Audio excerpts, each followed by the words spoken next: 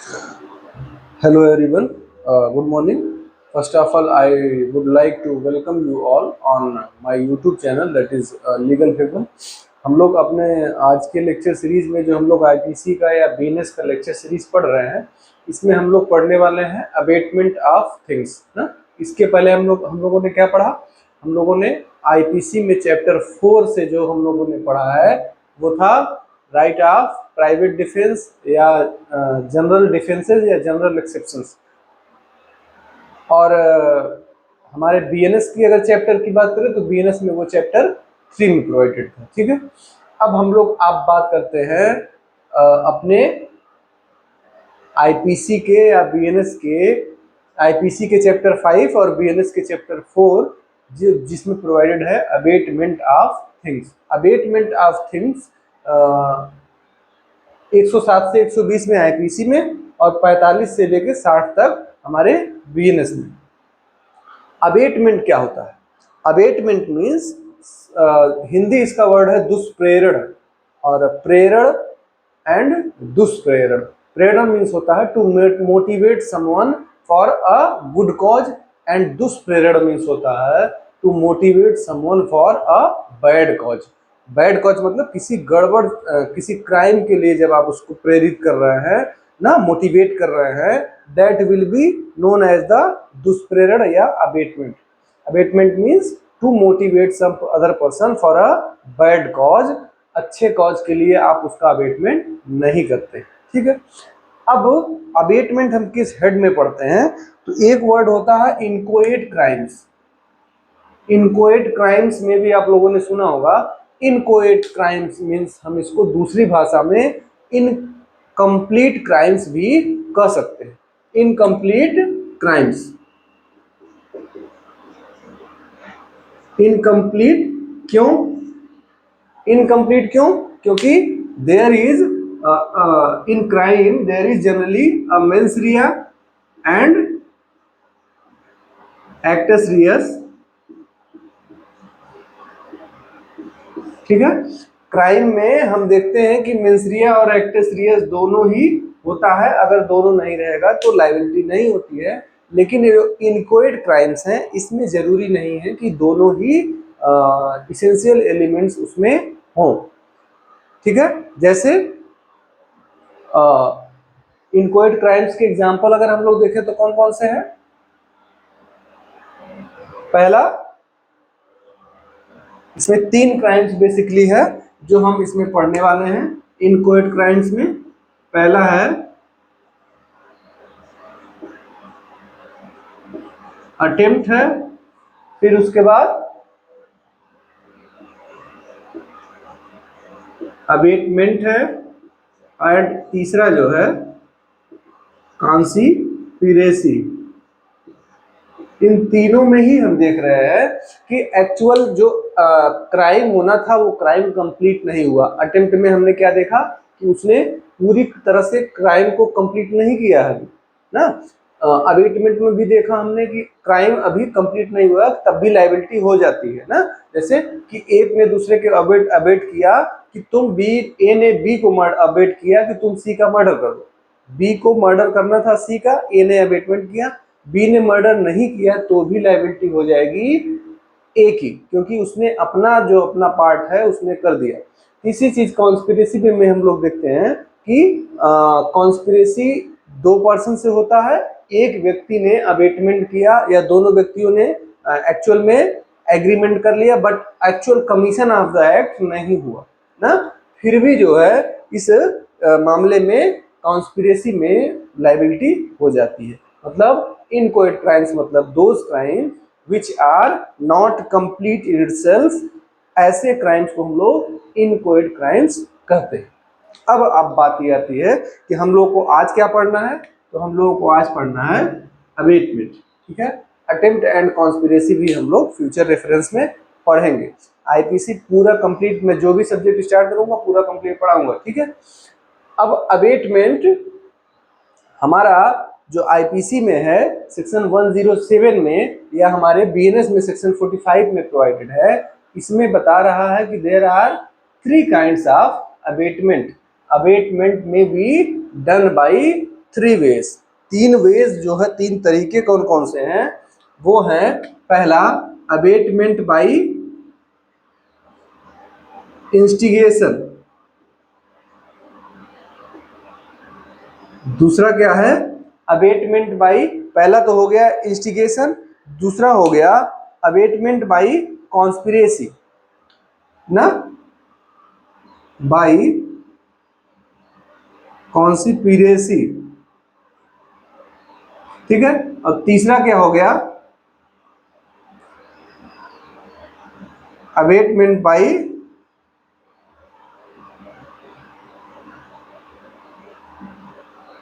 Intentional add. जो abetment आपने किया है वो इंटेंशनल एड के भी द्वारा हो सकता है। तो हमने देखा कि अबेटमेंट क्या हो सकता है, अबेटमेंट 3 तरीकों से हो सकता है, हमारे प्रोवाइडेड है section 45 of Bharatiya Nyaya Sanhita and section 107 of Indian penal code. एक बार हम लोग बेयर प्रोविजन पढ़ लेते हैं जिससे थोड़ी सी क्लियरिटी आ जाए आप लोगों को। तो आप लोग अपना बेयर एक्ट ओपन कीजिएगा और सेक्शन 45 पढ़िएगा भारतीय न्याय संहिता का। अगर आईपीसी है तो आप लोग पढ़िएगा हमारा सेक्शन 107। लेकिन आप लोगों से ये हमारा एडवाइस रहेगा कि आप लोग अपनी भारतीय न्याय संहिता का बेयर एक्ट खरीद लीजिए, ठीक है। अब बेयर एक्ट पढ़िए 45। A person abets the doing of a thing who, एक व्यक्ति माना जाएगा कि उसने अबेटमेंट किया है। जो नीचे दिए गए कुछ चीजें क्या दे रहा है, A instigate any person to do that thing, उस व्यक्ति को वह अपराध वह काम करने के लिए इंस्टिगेट करता है। इंस्टिगेशन का मतलब होता है अबेटमेंट बाई अ स्टेटमेंट या मोटिवेशन ना, उकसाना। इंस्टिगेशन का मतलब होता है क्या, उकसाना।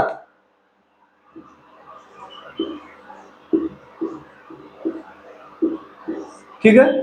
तो एक व्यक्ति जब दूसरे को उकसाता है तो that will be known as abetment by instigation. दूसरा क्या कर रहा है, engages with one or more other persons, एक या एक से अधिक व्यक्तियों के साथ ऐसे इंगेज हो रहा है इन एनी कॉन्स्पिरेसी, किसी कॉन्स्पिरेसी में, for the doing of that thing, जो चीज वो चाहता है करना, जो अपराध वो करना चाहता है उसको करने के लिए किसी एक या एक से अधिक व्यक्तियों के साथ कॉन्स्पिरेसी में इन्वॉल्व हो रहा है। इफ एन एक्ट और illegal omission takes place in pursuance of that conspiracy and in order to doing of that thing. इसमें दोनों चीजें जरूरी हैं कि पहली चीज there must be a conspiracy ना, और an act is also required in pursuance of that conspiracy। मतलब पहला चीज कॉन्स्पिरेसी, दूसरा an act in furtherance, ठीक है। पहली चीज तो वो कॉन्स्पिरेसी हो जानी चाहिए। सेक्शन हमारा अभी इसको हम केस के एग्जांपल से बताएंगे भी। हमारा सेक्शन 107 में जो हमारा इंस्टिगेशन है, जो कॉन्स्पिरेसी है, और जो हमारा 120A में कॉन्स्पिरेसी था ना, वो अलग था। तो हमको जो ये कॉन्स्पिरेसी है, इस कॉन्स्पिरेसी में क्या कह रहा है कि इस कॉन्स्पिरेसी में आपको पहली चीज तो कॉन्स्पिरेसी होनी चाहिए and there should be an overt act in accordance with that conspiracy. जो आपने अपराध किया करने की षड्यंत्र रचा है, उस षड्यंत्र के हिसाब से आपको कोई एक्ट भी करना जरूरी है। तो that will be considered as a abetment by conspiracy. तीसरा क्या कह रहा है, और देखिए इसमें आप जो इसमें दो चीजों की बात कर रहा है ना। पहली चीज एक्ट या ओमिशन। ओमिशन हम आप लोगों को बताए थे, omission means when any person is a legally duty bound, तो and if he omits to do that his duty, तो ये माना जाएगा कि इट इज अ ओमिशन। जब कोई व्यक्ति अपने किसी कर्तव्य के प्रति लीगली बाउंड होता है, जो उसकी विधिक दायित्व उसका होता है, और वो उस अपने दायित्व को नहीं पूरा करता है, तो that act will be considered as a omission, उसको ओमिशन कहा जाएगा। इसके बाद हम लोग अपना तीसरा पढ़ते हैं, C intentionally aids by any act और illegal omission the doing of that thing. आपने उस एक्ट में या उस ओमिशन में क्या किया, इंटेंशनली ऐड किया। Intentionally aid means to help. हाँ, और हेल्प कैसे किया, चाहे आपने कोई इंस्ट्रूमेंट्स के थ्रू हेल्प किया या किसी भी माध्यम से अगर आपने उस एक्ट के कमीशन में हेल्प किया तो that help will be considered as a intentional aid. ठीक है, इंटेंशनल ऐड मीन्स आपने चाह कर के जो है अपनी इच्छा से अपनी मानसिक स्थिति को अवेयर में रखते हुए आपने जानबूझकर वो ऐड किया, वो हेल्प किया जिससे वो क्राइम हो पाए। इसका एक्सप्लेनेशन पढ़िए। A person who by wilful misrepresentation, जानबूझ कर क्या करता है, और by wilful concealment of a material fact, या तो मिस रिप्रेजेंटेशन करता है। मिस रिप्रेजेंटेशन मतलब किसी को बताता है झूठ झूठ कोई और बात, या क्या करता है wilful concealment of a material fact, या जो चीज बताने की उसकी लीगल ड्यूटी थी उसको ना बता के क्या करता है, छिपा लेता है। तो क्या कर जाएगा, which he is bound to disclose, जिसको उसको बताने की ड्यूटी थी। वॉलंटरली कॉजेज और प्रोक्योर्स और अटेम्प्ट टू कॉज और procure a thing to be done, और उस कंसीलमेंट से या मिस रिप्रेजेंटेशन से कोई एक्ट, उसका इंटेंशन क्या है कि इस मेरे मिस रिप्रेजेंटेशन से या मेरे कंसीलमेंट ऑफ अ फैक्ट से कोई एक्ट होगा ना। जब जैसे मान लीजिए मुझे लगता है कि मैं अगर किसी को भड़काऊंगा, कोई मिस रिप्रेजेंटेशन करूंगा, उस मिस रिप्रेजेंटेशन से वो व्यक्ति क्या करेगा, कोई ऑफेंस करेगा, तो या कंसीलमेंट करेंगे। तो ये दोनों ही चीजों को, दोनों ही चीजों के माध्यम से यदि कोई व्यक्ति अपने किसी मोटिव को, किसी एक्ट को होने के लिए मतलब कंसीलमेंट करता है या तो मिस रिप्रेजेंटेशन करता है, तो क्या कहा जाएगा, a thing to be done is said to instigate the doing of thing.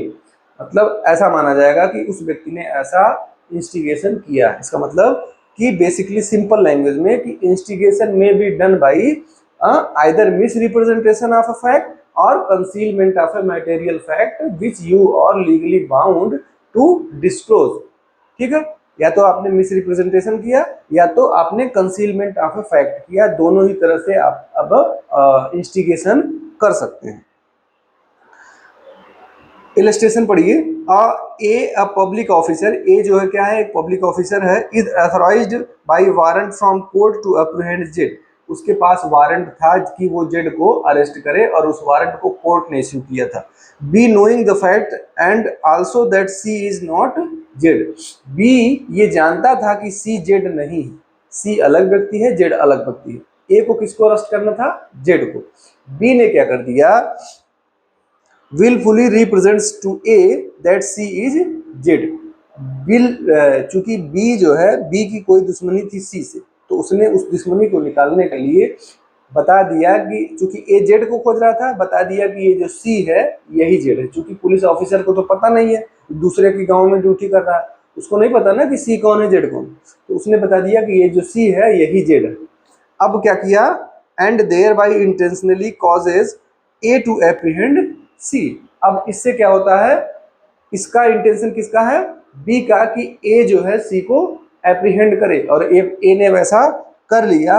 Hair B abets by instigation the apprehension of C, यहाँ पे बी ने अबेटमेंट बाय इंस्टिगेशन किया। ठीक है, instigation means by motivating only by words, जब आप अपने शब्दों का प्रयोग करके इंस्टिगेशन कर रहे हैं उसको कहा जाएगा कि अबेटमेंट बाय इंस्टिगेशन। ये हो गया हमारा सेक्शन 107 या सेक्शन 45, इतना ही है। ठीक है, एक्सप्लेनेशन 2 इसमें क्या कर रहा है, अच्छा एक्सप्लेनेशन 2 क्या कर रहा है, whoever either prior to act or at the time of the commission of the act does anything in order to facilitate the commission of that act and thereby facilitates the commission of thereof is said to doing of that, said to add in the doing of that act। मतलब कोई भी व्यक्ति जो उस act के commission में facilitate करता है, सुविधा प्रदान करता है, हेल्प करता है ना, तो ऐसा माना जाएगा कि उस व्यक्ति ने उसमें क्या कर दिया, उसने उसमें ऐड कर दिया। ऐड मतलब प्रचार वाला ऐड नहीं, ऐड मतलब हेल्प। और आपके हेल्प के द्वारा अगर कोई एक्ट, जैसे ए व्यक्ति को, ए बी को मर्डर करना चाहता था और ए ने उसके उसको मारने की कोशिश की, बट उसकी गन फेल कर गई और आपने क्या कर दिया, उसको वहीं पे चक्कू उसके हाथ में पकड़ा दिया और एक ए ने उस चक्कू से मर्डर कर दिया, तो it will be considered that you abetted bye intentional adding, आपने हेल्प करके वो अबेटमेंट किया ना, उकसाने का काम तो आपने किया ही किया, साथ में आपने हेल्प भी की, ठीक है, दोनों चीजें हैं। अब हमारा सेक्शन 108 या सेक्शन 46 बात करता है हु इज अबेटर। ये क्वेश्चन, पहली चीज तो हम लोगों ने ये देख ही लिया तीन, फिर अब हम बात करते हैं 108 या 46 हु इज अबेटर। अबेटर कौन है, ठीक है, तो ये अबेटर कौन है ये जानने के लिए हमको सेक्शन 108 या सेक्शन 46 हमारा भारतीय न्याय संहिता का पढ़ना पड़ेगा। और इसमें चूंकि 5 एक्सप्लेनेशन दिए गए हैं और कुछ इलस्ट्रेशन दिए गए हैं, एक बार मैं बेयर एक्ट पढ़ देता हूं जिससे आप लोगों को क्लियरिटी आ जाए, ठीक है। क्या करा है, बेयर एक्ट हम इसलिए पढ़ते हैं क्योंकि जब हम पढ़ाई करते थे तो हमको लगता था कि काश कोई ऐसा टीचर होता जो हमको बेयर एक्ट की वर्ड बाई वर्ड हमको समझा देता, और बार बार मैंने कोशिश की बट ऐसा कोई नहीं मिला जो हमको इस तरह से समझा पाता। इसीलिए ये बात मेरे दिमाग में है कि बेयर एक्ट, चूंकि लॉ का स्टूडेंट बेयर एक्ट जब तक नहीं पढ़ेगा तो it will not be beneficial for him, और bare act reading and bare act understanding आपकी बहुत जरूरी है for being a legal mind ना, इसलिए हम लोग बेयर एक्ट पढ़ते हैं। तो सेक्शन 108 या 46 क्या कहता है, abettor, a person abets an offence, एक व्यक्ति अपराध करता है अबेटमेंट का, who abets either bye commission of an act, या तो कमीशन ऑफ एन ऑफेंस, या तो कोई अपराध करके वो अबेटमेंट करता है, और commission of an act which would be an offence, एक ऐसा एक्ट करता है जो अपराध होगा, if committed by a person capable by law of committing an offence, मतलब वो एक ऐसा एक्ट करता है कि अगर वो कोई समझदार व्यक्ति के द्वारा किया जाता तो वो अपराध होगा, विथ द सेम इंटेंशन और knowledge as that of abettor, जैसा कि इंटेंशन या नॉलेज अबेटर के पास होता, कि मतलब अगर ये बेसिकली कह रहा है कि अगर किसी पागल के द्वारा, किसी इंसेन के द्वारा या इंटॉक्सिकेटेड पर्सन के द्वारा, चाइल्ड के द्वारा भी अगर आप अबेटमेंट आप करवा रहे हैं, तो एक्ट करवा रहे हैं, तो भी वो अबेटमेंट में कंसीडर किया जाएगा, ठीक है। एक्सप्लेनेशन इसको समझिए, the abetment of illegal omission of an act may amount to an offence though the abettor may not himself bound to do that act. The abetment of illegal omission of an act, किसी भी कार्य का illegal omission मतलब उसका जो duty है उसको न करने के लिए भी अबेटमेंट करना एक तरह से अबेटमेंट है, और चाहे although the abater may not himself to himself to be bound to do that act, यद्यपि जो अबेटर है वो एक्ट करने के लिए लाइबल बाउंड नहीं है, फिर भी वो एक्ट ऑफेंस माना जाएगा।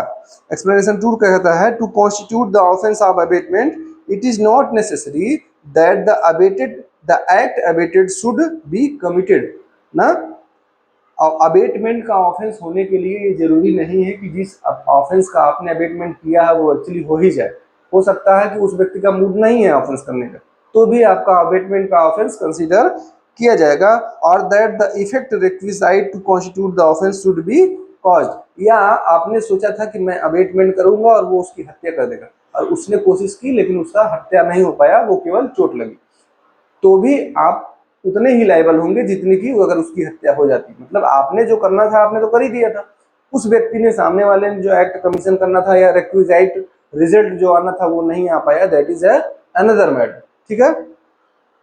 अब ये हो गया एक्सप्लेनेशन 1 2, अब इसका हम लोग इलस्ट्रेशन पढ़ते हैं। ए इंस्टिगेट्स बी टू मर्डर सी, ए ने बी को इंस्टिगेट किया कि तुम सी का मर्डर कर दो, B refuses to do so, B ने मना कर दिया कि मैं नहीं मर्डर करूंगा। A is guilty of abetting B to commit the murder, A फिर भी दोषी है क्योंकि उसने बी को अबेटमेंट किया मर्डर के लिए, ठीक। दूसरा illustration, A instigates B to murder D, A ने बी का इंस्टिगेशन किया कि तुम डी की हत्या कर दो, B in pursuance of the instigation stabs T, B ने उस इंस्टिगेशन के परिणाम स्वरूप डी को चाकू मार देता है, and D recovers from the bound, but उस चोट से डी जो है रिकवर हो जाता है, मरता नहीं है। तो A is guilty of instigating B to commit murder, A फिर भी इंस्टिगेशन करने के लिए लाइबल है अबेटमेंट का, और कौन से अपराध के लिए? मर्डर के लिए, क्योंकि आपने मर्डर के ही लिए उससे बोला था, उसी लिए उकसाया था। ठीक है, तो अबेटमेंट में इस बात से कोई फर्क नहीं पड़ता कि आपने जिस बात के लिए अबेटमेंट किया है क्या वो एक्चुअल में ऑफेंस होता है कि नहीं, या जो आप रिजल्ट अपने मन में चाहते थे कि मेरे अबेटमेंट से ये रिजल्ट आएगा, वो रिजल्ट आया है कि नहीं, इन बातों का कोई फर्क नहीं पड़ता है। फर्क सिर्फ इस बात का है कि आपने अबेटमेंट किया है, that itself is an offence. यही है इनकोएट क्राइम्स। ठीक है, अब इसका हम लोग एक्सप्लेनेशन 3 पढ़ते हैं। इसके एक्सप्लेनेशन ही जो इसको समझा रहे हैं अच्छे से। तो एक्सप्लेनेशन तीसरा क्या कर रहा है? It is not necessary that the person abetted should be capable by a law of committing of an offence. यह भी जरूरी नहीं है कि जिस व्यक्ति से आप अपराध करवा रहे हैं, जिससे अबेटमेंट करके, वो अपराध करने के लिए विधि की नज़र में सक्षम हो। जैसे अभी हम इलस्ट्रेशन से बताते हैं, और that he should have the same guilty intention or knowledge as that of the abetter or any guilty intention or knowledge। या ऐसा भी जरूरी नहीं है कि उसका भी उतना ही इंटेंशन हो जितना अबेटर का है। ठीक है, जैसे आपने एक बच्चा जो 7 साल से कम है उससे अपराध करवा दिया, उससे क्या किया कि बी के खाने में तुम जहर मिलवा, तो आपको तो लगता है कि वो बच्चा इनोसेंस है, उसकी कोई लायबिलिटी नहीं होगी, लेकिन बच्चे की लायबिलिटी नहीं होगी, बच्चे को उस व्यक्ति का मर्डर करने का भी इंटेंशन नहीं था, फिर भी आप उतने ही लायबल होते जब आप किसी मेजर व्यक्ति से वो मर्डर करवा रहे होते। ठीक, मतलब abettor is liable even if he abets a child या इंसेन पर्सन। ये बात नहीं मैटर करता है कि वो जो व्यक्ति आपने अबेट जिसका अबेटमेंट किया है वो अपराध करने में सक्षम है कि नहीं है, अपराध करता है कि नहीं ये भी मैटर नहीं करता है, अपराध करने में सक्षम नहीं है तो भी मैटर नहीं करता है। इसका इलस्ट्रेशन पढ़िए। A with the guilty intention abets a child और a person of unsound mind. A ने आपराधिक मनोदशा से क्या किया? एक चाइल्ड या एक पागल बच्चे को अबेटमेंट करता है टू कमिट एन एक्ट, एक अपराध करने के लिए, which would be an offence, जो अपराध होगा, if committed by a person capable by law of committing an offence. अगर वह अपराध चूंकि बच्चे के द्वारा किया जा रहा तो अपराध नहीं, लेकिन अगर किसी बड़े व्यक्ति के द्वारा किया जाता तो अपराध होता, उस बड़े व्यक्ति की लायबिलिटी होती। And having the same intention as A, here A whether the act committed not guilty of abetting, sorry, here whether नहीं, here A whether the act B committed और नॉट। यहाँ पे ए तब भी लाइबल होगा चाहे एक्ट कमिटेड हो या नहीं हो, is guilty of an offence, उस अपराध का दोषी है। कौन सा अपराध? अबेटमेंट। इसको एग्जांपल से समझते हैं। जैसे एक बच्चे से मैंने अबेटमेंट करवाया, ठीक, जनरल रूल क्या है कि अगर मैं अबेटमेंट करवा रहा हूँ, जनरल रूल क्या मतलब, मुझे ऐसा लगता है कि अगर मैं किसी मेजर व्यक्ति से अपराध करवा रहा हूँ अबेटमेंट करके तो मेजर व्यक्ति लायबल होगा, लेकिन चूंकि मैंने एक बच्चे से अबेटमेंट करवाया, मुझे लगता है कि बच्चा अपराध करेगा तो उसकी कोई लायबिलिटी नहीं होगी। ठीक है, बच्चे की लायबिलिटी नहीं होगी, लेकिन मेरी उतनी ही लायबिलिटी होगी कि वो, जैसे कि वो बच्चा मेजर होता। ठीक, उस बच्चे ने अगर मर्डर किया या नहीं किया इस बात का भी फर्क नहीं पड़ता है, वो अपराध करने में सक्षम है या नहीं है इस बात का भी फर्क नहीं पड़ता। Illustration B, A with the intention of murdering Z, A Z की डेथ कॉज करने के इंटेंशन से इंस्टिगेट्स बी, बी को इंस्टिगेट करता है a child under 7 years of age. B कौन है? 7 साल से कम उम्र का बच्चा है। To do an act which causes जेड्स डेथ, ऐसा काम करो, उस बच्चे से कहता है कि तुम ऐसा काम करो जिससे जेड की डेथ हो जाए। And B in consequence of the abetment does the act in absence of A, और बी उस अबेटमेंट के परिणाम स्वरूप वो एक्ट कर देता है, लेकिन जब करता है जब ए नहीं था। एंड देयर बाई कॉजेज जेड्स डेथ, और जेड की डेथ हो जाती है। Here though B was not capable by law of committing an offence, यहाँ पे बी चूंकि बच्चा था इसलिए अपराध करने में सक्षम नहीं माना जाएगा। A is liable to be punished in the same manner, A जो अबेटर था उसको उसी तरह से लाइबिलिटी होगी as if B had been capable by law of committing an offence, जैसे कि बी अगर बच्चा ना होता, बड़ा व्यक्ति होता, मेजर व्यक्ति होता, एंड हैड कमिटेड मर्डर, और उसने मर्डर किया होता, उतनी ही लाइबिलिटी ए की होगी। And he is therefore subject to the punishment of death, इसलिए किसको, जो अबेटर है उसको डेथ तक का पनिशमेंट दिया जा सकता है। ठीक है, अबेटर की वही लायबिलिटी होगी जैसे कि अगर जो व्यक्ति अपराध कर रहा है वो कैपेबल होता ऑफेंस करने के लिए। इलस्ट्रेशन सी क्या कहता है, A instigates B to set fire a dwelling house, A एक आवासीय घर में आग लगाने के लिए बी को क्या करता है, मोटिवेट करता है। B in consequence of his unsoundness of mind, चूंकि बी जो है पागल है, being incapable of knowing the nature of the act, B को पता ही नहीं है कि वो एक्ट जो कर रहा है वो कौन सा एक्ट है, उसने क्या कर दिया, and he is doing what is wrong और कंट्री टू लॉ, या तो वो गलत है या तो विधि विरुद्ध है, यह भी नहीं पता किसको, बी को। And sets fire to the house in consequence of as instigation, A के दुष्प्रेरण के परिणाम स्वरूप बी ने क्या कर दिया, उस घर में आग लगा दी। B has committed no offence, B का कोई लायबिलिटी नहीं है क्योंकि वो पागल है। But A is guilty of abetting the offence of setting fire to a dwelling house, A यहाँ पे एक आवासीय घर में आग लगाने के लिए अबेटमेंट का दोषी है, and is liable to the punishment provided for that offence, और वो उसी से पनिशमेंट होगा उसका जिस ऑफेंस के लिए उसने अबेटमेंट की है। ठीक है, अबेटमेंट में एक चीज जरूरी है कि जिस चीज के लिए आप अबेटमेंट कर रहे हैं उसके लिए आप भी लाइबल होंगे। Illustration D, A intending to cause a theft to be committed, A चाहता है कि चोरी हो जाए, and instigates B to take property belonging to Z out of जेड्स पोजीशन, जेड की प्रॉपर्टी को चुराने के लिए मोटिवेट करता है किसको, बी को। And A induces B to believe that the property belongs to A, और ए बी को चोरी करने के लिए कहता है जेड की प्रॉपर्टी, और साथ में ये भी कहता है कि ये प्रॉपर्टी मेरी है, जेड की नहीं है। ठीक है, and in good faith B takes the property out of जेड्स पोजीशन, बी ने जेड के पोजीशन से वो प्रॉपर्टी ले ली, और कैसे ले ली, इन गुड फेथ, या भरोसा करते हुए, believing it to be the A's property, उसको लगा कि ए की प्रॉपर्टी है, ए ही बोल रहा है लेने के लिए तो मैं ले लेता हूं, इसलिए यहाँ पे क्या होगा, B acting under misconception, B चूंकि मिसकंसेप्शन में काम कर रहा था, कंफ्यूजन में काम कर रहा था, भ्रम में काम कर रहा था, इसलिए डज नॉट टेक डिसऑनेस्टली, वहां पे उसने डिसऑनेस्टली नहीं लिया। और चोरी का ऑफेंस जब हम पढ़ेंगे तो हमको पता चलेगा कि जब तक डिसऑनेस्ट इंटेंशन नहीं है तब तक चोरी नहीं होती है। And therefore does not commit the theft, इसलिए यहाँ पे माना जाएगा कि बी ने चोरी का अपराध नहीं किया। And but A is guilty of abetting theft, लेकिन ए जो है थेफ्ट का अबेटमेंट करने के लिए दोषी है, and liable to the same punishment as if B had committed theft, और ऐसे पनिश किया जाएगा अबेटर जैसे कि बी ने अगर चोरी की होती।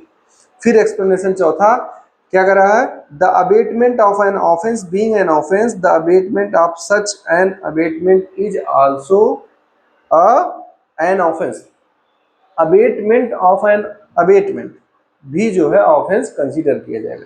इसको हम कैसे समझते हैं, जैसे एक व्यक्ति है ए ने बी को अबेटमेंट किया, ए ने बी को अमेंडमेंट किया कि बी तुम सी का अबेटमेंट करो कि सी जो है मर्डर कर दे किसका, डी का। ठीक है, क्या कहा, डी का मर्डर करो, ए ने बी का अबेटमेंट किया कि तुम सी का अबेटमेंट करो कि सी मर्डर कर दे डी का। तो चूंकि ए कर रहा है अबेटमेंट किस चीज का, अबेटमेंट का या दुष्प्रेरण का, हिंदी में समझिए, ए ने बी का दुष्प्रेरण किया, दुष्प्रेरण क्यों किया, ए ने, या और साधारण शब्दों में अगर हम कहें, ए ने बी को उकसाया, ए ने बी को उकसाया क्या करने के लिए, बी तुम सी को उकसाओ, बी तुम सी को उकसाओ कि सी डी का मर्डर कर दे। तो यहाँ पे चूंकि ए कौन सा अपराध कर रहा है, ए खुद दुष्प्रेरण का अपराध कर रहा है, दुष्प्रेरण का दुष्प्रेरण कर रहा है, अबेटमेंट ऑफ एन अबेटमेंट, यही हमारा इलस्ट्रेशन बात कर रहा है। ठीक है, abetment is also an offence, the abetment of an offence being an offence. चूंकि एक अपराध का अबेटमेंट करना अपराध है, इसलिए the abetment of such an abetment, ऐसे अपराध का, ऐसे अबेटमेंट का दुष्प्रेरण करना भी अपराध है। एग्जाम्पल के लिए, ए इंस्टिगेट्स बी, ए ने इंस्टिगेट किया बी को टू इंस्टिगेट सी, तुम सी को इंस्टिगेट करो टू मर्डर जेड, यहाँ पे डी के बजाय जेड है कि तुम जेड का मर्डर कर दो। एंड बी अकॉर्डिंगली इंस्टिगेट सी, और बी ने सी का इंस्टिगेशन किया क्योंकि ए ने उसको कहा था, ठीक है। And C to murder Z, B ने सी को इंस्टिगेट किया कि तुम जेड का मर्डर कर दो, ठीक है। And C commits that offence in consequence of B's instigation, और सी ने वो अबेटमेंट, सी ने उस अपराध को कर दिया क्योंकि बी ने उसको अबेटमेंट किया था। B is liable to be punished for this offence with the punishment for murder, B क्यों किस चीज से पनिश्ड होगा? मर्डर से, क्योंकि मर्डर हुआ है उसके अबेटमेंट के परिणाम से। And A is an as A instigated B to commit that offense, A is also liable to the same punishment, ठीक है। यहाँ पे ये कौन व्यक्ति था? ये जेड था, ठीक है। कौन था? जेड था। ए ने बी का इंस्टिगेशन किया कि तुम सी का इंस्टिगेशन कर दो कि सी जेड का मर्डर कर दे, और ए ने बी को और सी ने क्या कर दिया? परिणाम स्वरूप मर्डर कर दिया। तो चूंकि मर्डर किसने किया है? Murder is committed by C only. These both persons are only abater, but C will be punished for the offense of murder. B will also be punished for the offense of murder, and A will also be punished for the offense of murder. वो सारे ही व्यक्ति offense of murder के लिए punishment हो जाएंगे। अब यहाँ पे सपोज करिए कि ये C जो एक्चुअल में फाइनली ऑफेंस कमिट किया है, ये C अगर पागल होता, बच्चा होता, तो यहाँ पे सी की कोई लाइबिलिटी नहीं होती, लेकिन ए और बी की वैसी ही लाइबिलिटी होती जैसे कि अभी है। चाहे ए का बेटर ए होता, चाहे बी होता, चाहे दोनों ही होते, दोनों की उतनी ही लाइबिलिटी होगी। यही है अबेटमेंट का फाइनल कंक्लूजन, ठीक है। अब हम लोग एक्सप्लेनेशन, ये चौथा हो गया, इसके बाद हम लोग एक्सप्लेनेशन पांचवा पढ़ते हैं। It is not necessary to the commission of the offence of abetment by conspiracy, abetment by conspiracy वाला अपराध करते समय ये जरूरी नहीं है that the abettor should consult the offence with the person who commits it, जिस व्यक्ति ने अपराध किया है उससे उसका कंसल्ट होना चाहिए अबेटर का, ऐसा जरूरी नहीं है। It is sufficient if he engages in the conspiracy in pursuance of which the offence is committed. इसको हम कैसे समझें? जैसे यही है, ठीक है, ए बी सी है, इन तीन व्यक्तियों ने कॉन्स्पिरेसी की, ए बी सी ने बैंक लूटने की, ठीक है। ए बी सी तीन व्यक्तियों ने कॉन्स्पिरेसी की कि हम लोग बैंक लूटेंगे, और इन लोगों ने क्या कहा? ए ने कहा कि मैं गाड़ी लाऊंगा, ठीक है। बी ने कहा कि मैं गन ले आऊंगा, और सी ने कहा कि मैं डी एक व्यक्ति को जानता हूं जो कैमरे को कंट्रोल कर सकता है या हैकिंग से उसको ये कर सकता है कि वो यूज में न रहे। कौन व्यक्ति को? एक डी व्यक्ति है जो हैकर है, ठीक है। क्या है? हैकर है। सी ने कहा कि मैं डी को, ऐसे व्यक्ति को ले आऊंगा कि डी जो है क्या है? हैकिंग से कैमरे को कंफ्यूज कर देगा, बैंक को नहीं पता चल पाएगा कि चोरी हुई है, किसने चोरी की। तो यहाँ पे चोरी देखिए कौन कर रहा है? ए कर रहा है, बी कर रहा है, कॉन्स्पिरेसी, ये तीनों कॉन्स्पिरेसी में है। डी कॉन्स्पिरेसी नहीं कर रहा, डी को कुछ भी नहीं पता है, बट डी उस लास्ट में एक्चुअल कमीशन में डी भी इन्वॉल्व है। तो कह रहा है कि यही हमारा पांचवा जो है एग्जाम्पल कह रहा है कि आप जो है एक्सप्लेनेशन कि अगर आप उस कॉन्स्पिरेसी में इन्वॉल्व थे, ये बात कोई मैटर नहीं करती है, बस आपने उस एक्ट में जो है क्या किया, क्या कर रहा है? It is not necessary to the commission of the offence of abatement by conspiracy that the abater should consult the offence with the person who commits it, ना। या तो चूंकि इन लोगों से इसका कंसल्टेशन नहीं हुआ है, but it is sufficient if he engages in the conspiracy in pursuance of which offence committed.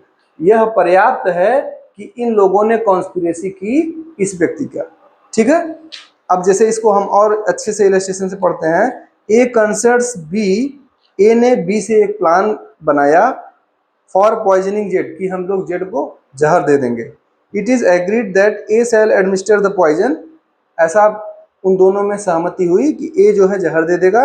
And B then explains the plan to C, और बी ने क्या कर दिया, सी का बात, सी से वो प्लान बताया। सी कौन है, सी अभी तक एग्रीमेंट में नहीं था, कॉन्स्पिरेसी में नहीं था। ए बी में एग्रीमेंट हुआ था, कॉन्स्पिरेसी हुई थी कि हम लोग जहर देंगे जेड को। अब सी तीसरा व्यक्ति है, बी ने ये प्लान सी को बताया, mentioning that the third person is to administer the poison, कि कोई एक व्यक्ति है जो पॉइजन देगा। ठीक है, उसने ये नहीं बताया कि ए पॉइजन देगा, या बताया भी but without mentioning A's names, लेकिन ए का नाम नहीं बताया था कि कौन व्यक्ति जो है जहर देगा। C agrees to procure the poison, C ने कहा कि ठीक है मैं भी जो है पॉइजन अवेलेबल करवा दूंगा। ठीक है, and procures and delivers it to B, और ये पॉइजन जो है क्या कर देता है, बी को डिलीवर कर देता है for the purpose of its being used in the manner explained, ना कि जिस तरह से यूज करना तुम लोग यूज करो, मैं जहर दे दूंगा, तुम लोगों को मर्डर करना तुम लोग करो। ठीक है, अब उसने दे दिया, ए एडमिनिस्टर द पॉइजन जेड, ए ने जेड को जहर दे दिया, जेड मर गया। Hence though A and C have not conspired together, यहाँ पे यद्यपि ए और सी ने कंस्पिरेसी नहीं की थी, फिर भी C has been engage in the conspiracy in pursuance of which Z has been murdered. जिस कॉन्स्पिरेसी के परिणाम स्वरूप जेड की मर्डर हुई, उसमें सी भी उतना ही लाइबल है। C has therefore committed the offence defined in this section and liable for the offence of murder. ये जो बैंक वाला एग्जांपल हमने बताया, मान लीजिए इन लोगों ने, ए बी सी तीन लोगों ने कॉन्स्पिरेसी की, बैंक लूटना है, डी एक हैकर है, डी जो हैकर है उससे सी जो है जाके प्लान बताता है कि मैं जो है, हम लोग बैंक लूटने वाले हैं और हमको जो है तुम्हारी मदद चाहिए। ठीक है, दो और व्यक्ति हैं, सी ने क्या बताया, सी प्लस 2, सी ने बताया कि दो और व्यक्ति हैं जो उस कॉन्स्पिरेसी में भाग लेने वाले हैं। ठीक है, और हम लोग बैंक लूटने वाले हैं, तुम क्या करोगे, तुम केवल कैमरा ऑफ कर देना। डी ने कहा ठीक है, तुम लोग जो भी मर्डर जो भी लूट कर रहे हो करो, हमको कोई दिक्कत नहीं है, और मुझे इतना मेरा शेयर दे देना, ये सब अलग बातें हैं, मुझे नहीं मतलब है कि वो दो और कौन लोग। ठीक है, तो यहाँ पे ए और बी का डायरेक्ट डी से कोई कन्वर्सेशन नहीं हो रहा है, तो भी A and B and C and D सभी जो है इक्वली लायबल होंगे for the offence of abetment by conspiracy. यही हमारा बात करता है एक्सप्लेनेशन ऑफ सेक्शन 108 या सेक्शन 46। ठीक है, इसमें हमको लगता है कि आप लोगों को कोई कंफ्यूजन नहीं हुआ होगा सेक्शन 46 में, या तो सेक्शन हमारा 45। ठीक है, सेक्शन 46 बात करता है हु इज अबेटर, सेक्शन 45 बात करता है अबेटमेंट ऑफ एन ऑफेंस या अबेटमेंट ऑफ अ थिंग, और अबेटमेंट में बी कमिटेड बाय 3 वेज। पहला अबेटमेंट बाय इंस्टिगेशन, इंस्टिगेशन का मतलब होता है जब जो है उकसाया जाए कोई अपराध करने के लिए, उसको इंस्टिगेशन कहा जाता है। और इंस्टिगेशन में क्या चीज होती है, पहली चीज वहां पे कॉन्स्पिरेसी होगी और इलीगल एक्ट होगा या ओमिशन होगा। एक्ट या ओमिशन दोनों को ही हम लोग इसमें ऑफेंस कंसीडर करेंगे। ठीक है, ये हो गया हमारा 3 कैटेगरी जिसमें हम अबेटमेंट बाय इंस्टिगेशन, एक बार हम फिर शॉर्ट जल्दी समझा देते हैं। अबेटमेंट बाय इंस्टिगेशन का मतलब क्या, किसी को भड़काना, उकसाना। ठीक है, और उस उकसावे के द्वारा अबेटमेंट करना, वो अबेटमेंट बाय इंस्टिगेशन है। कॉन्स्पिरेसी कब हो गया, जब हम 2 या 2 से अधिक लोग, कॉन्स्पिरेसी के लिए मिनिमम 2 पर्सन्स आर रिक्वायर्ड, 2 या 2 से अधिक लोग किसी बात पे सहमति करते हैं कि हम लोग ये अपराध करेंगे, और उस अपराध के लिए कोई ओवर्ट एक्ट उस अपराध के उद्देश्य के परिणाम स्वरूप करते हैं, तो उसको माना जाएगा अबेटमेंट बाय कॉन्स्पिरेसी। और तीसरा इंटेंशनल ऐड, आपने वो व्यक्ति ऐड कर रहा था, एक्ट कर रहा था, आपने उसमें ऐड कर दिया, हेल्प कर दी, तो that will be considered as abetment by illegal intentional aid. ठीक है, और उसके बाद हु इज अबेटर के बारे में हमने 5 एग्जाम्पल ये एक्सप्लेनेशंस पढ़े हैं जो हमारे आईपीसी या बीएनएस में प्रोवाइडेड हैं। अब हम लोग आते हैं केसेज पे। केसेज हमारे जो इसमें क्या नाम है, क्रिमिनल कॉन्स्पिरेसी में हम लोग पढ़ने वाले हैं, अरे सॉरी अबेटमेंट में पढ़ने वाले हैं, वो कौन कौन से केसेज हैं। उसको हम लोग डिस्कस कर लेते हैं। एक बार मैं इसको, आप लोग स्क्रीनशॉट ले लीजिए, अब मैं इसको मिटाने वाला हूं क्योंकि अब जगह की जरूरत पड़ेगी। ठीक है, चलिए ठीक है।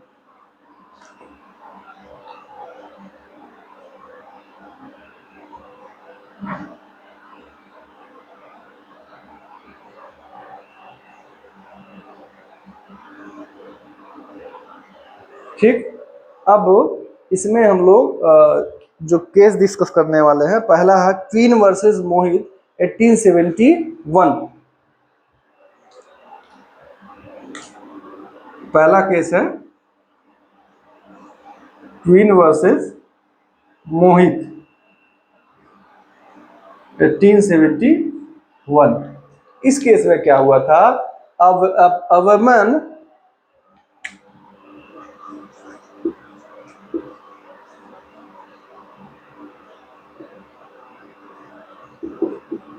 कमिटेड सती। सती तो आप लोग जानते ही होंगे, जब किसी पत्नी का पति मर जाता है तो उसको, मर जाता है नहीं, मर जाता था, तो मर जाता था तो उसकी पत्नी को भी उसके पति के साथ जिंदा जला दिया जाता था। That was such a inhuman crime. और इस केस में क्या हुआ कि एक महिला जो है, उसके पति मर गए और गांव के लोगों ने, जो बाद में अक्यूज डिसाइड किए गए, what they did, they committed the offence of abetment by instigation. कैसे अबेटमेंट बाय इंस्टिगेशन किया, उन लोगों ने राम राम राम राम की आवाज और ढोल नगाड़े की आवाज, चैंटेड राम राम, ठीक है, वो लोग राम राम चिल्ला रहे थे और खूब ढेर सारा ढोल नगाड़े की आवाज बजा रहे थे, जिससे कि उस महिला का जो ह्यू एंड क्राइज है, जब वो जलेगी जिंदा तो वो लोगों को और किसी को सुनाई ना पड़े। मतलब उस आवाज में, उस शोरगुल में उस महिला का जो पेनफुल वॉइस है वो दब जाए। ठीक है, और सोचिए कि हम लोग राम का नाम लेके कितना हीनियस क्राइम कर रहे हैं। राम का नाम लेके हमने किसी महिला को जिंदा जला दिया। तो इन लोगों ने राम नाम राम राम राम राम लेके उस सती का जो है, उस महिला को सती कर दिया, जिंदा जला दिया। ठीक है, और इसमें कोर्ट ने क्या कहा कि all the persons are equally liable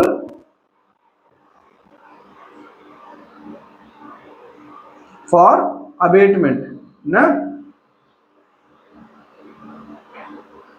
आप सभी लोग इक्वली लायबल है for the offence of abetment, क्योंकि आपने क्या किया, आपने उस महिला को अबेट किया वो अपराध करने के लिए, और अबेट ऐसे किया कि there was no option left for her to escape from that accident, या उस डेथ से वो अपने आप को एस्केप नहीं कर पाई। फिर उसके बाद दूसरा केस है क्वीन वर्सेस शिवदयाल मल 1894। ठीक है,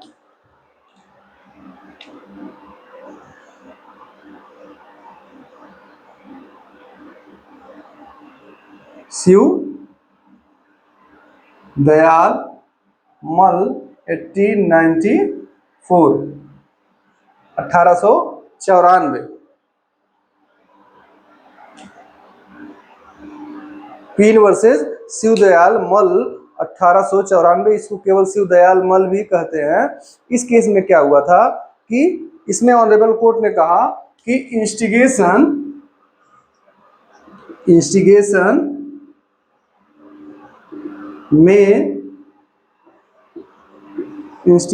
में भी committed even by a letter। एक चिट्ठी के द्वारा, एक पत्र के द्वारा भी आप इंस्टिगेशन का अपराध कर सकते हैं। ठीक है, और इसमें क्या कहा कि a letter was written by B to C to instigate. ठीक है, और क्या कहा जाएगा, इंस्टिगेट कंप्लीट्स इंस्टिगेशन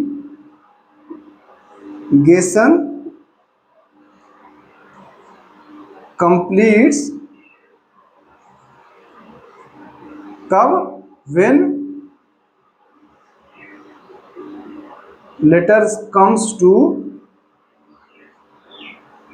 नॉलेज, क्या कहा कि instigation completes when letter comes to the knowledge of the person with whom the offence of abetment is committed, या जिसका इंस्टिगेशन किया गया है उसको जैसे ही वो लेटर मिल जाएगा जिससे अबेटमेंट किया गया है, ऐसा मान लिया जाएगा कि उसका इंस्टिगेशन कंप्लीट हो गया। फिर अगला हम लोग केस इसमें डिस्कस कर सकते हैं, नूर मोहम्मद मोमिन वर्सेस स्टेट ऑफ महाराष्ट्र, 1971 का केस है। इसमें क्या हुआ था, नूर मोहम्मद मोमिन वर्सेस स्टेट ऑफ महाराष्ट्र 1971। इस केस में क्या हुआ था, there was a difference established under section 120A of criminal conspiracy and conspiracy under 107 of IPC. क्या क्या, जो हमारा 107 में अबेटमेंट बाई कॉन्स्पिरेसी था उसमें, और जो 120A में कॉन्स्पिरेसी डिफाइंड है, दोनों में डिफरेंस क्रिएट किया गया, जो अभी इनिशियल स्टार्टिंग में हम लेक्चर में बता रहे थे। कौन सा डिफरेंस है कि फॉर 107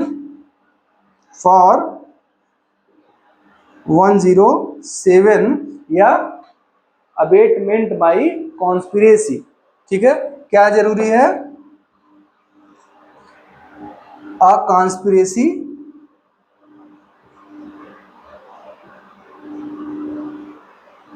और दूसरी चीज क्या जरूरी है, an act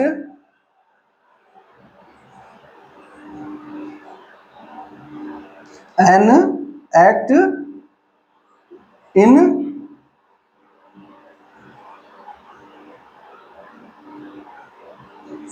furtherance of the conspiracy। एक कॉन्स्पिरेसी जरूरी है और उस कॉन्स्पिरेसी के अकॉर्डिंगली एक प्लान भी जरूरी है 107 के लिए। बट 120 के लिए, 120 ए के लिए क्या जरूरी है, 120 ए 107 हमारा क्या है, अभी हमारे आईपीसी में 107 अगर हम लोग बात करें तो हमारा सेक्शन 46 है। और जस्ट ए मिनट,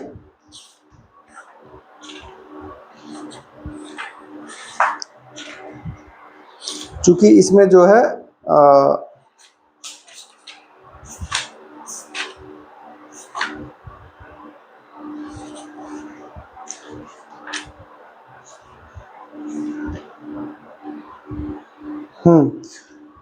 जो हमारा 120 ए था वो अब 61 में आ गया है, और 61 में चूंकि अभी 2 क्रॉस करके कर दिया गया है, 120 ए भी था तो अब उसको 61 और 62 कर दिया गया। Punishment for attempting to commit offences punishable with imprisonment for life or other imprisonment, ठीक है।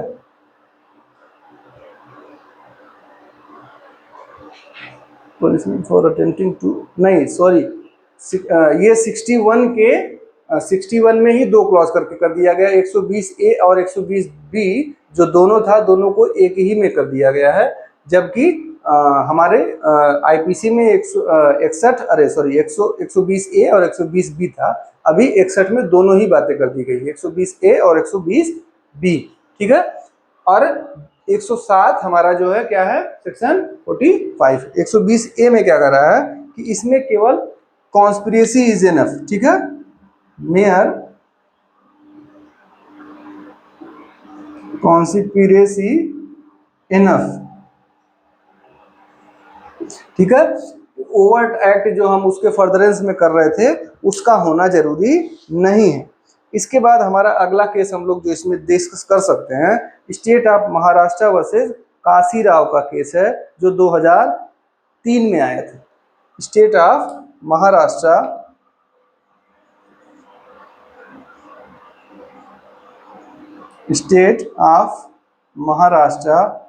वर्सेस काशीराव 2003 का केस है। इसमें क्या हुआ था, एक गवर्नमेंट ऑफिशियल थे, उनके ऊपर घूस लेने का आरोप लगाया गया, और वो घूस एक्चुअल में खुद नहीं लेते थे। ऐसा आरोप था कि वो अपने सबऑर्डिनेट ऑफिशियल्स के थ्रू लेते थे या अपने सबऑर्डिनेट ऑफिशियल्स को हेल्प करते थे इन टेकिंग द ब्राइब। क्या चार्ज लगाया गया कि he was helping his subordinate officers to take the bribes. और बाद में इसको कोर्ट ने इनको पनिशमेंट करते हुए क्या कहा कि if a person knowingly facilitates an illegal act, तो ऐसा माना जाएगा कि he is liable for the offence of abetment. ठीक है, क्या कहा कि if a person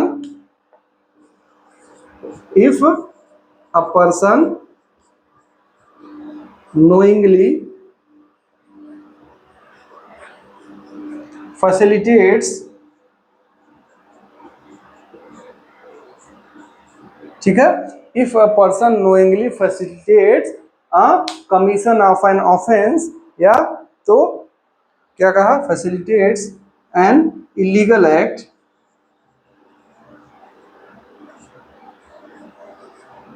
he is liable किस चीज के लिए, फॉर अबेटमेंट।